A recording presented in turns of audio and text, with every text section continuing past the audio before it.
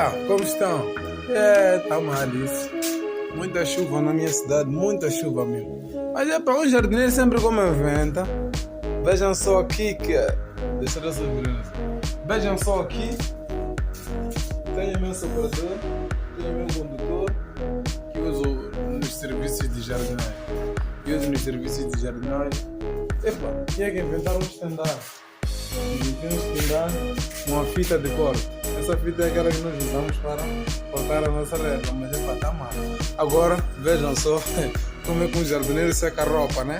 Quando chegam esses tempos.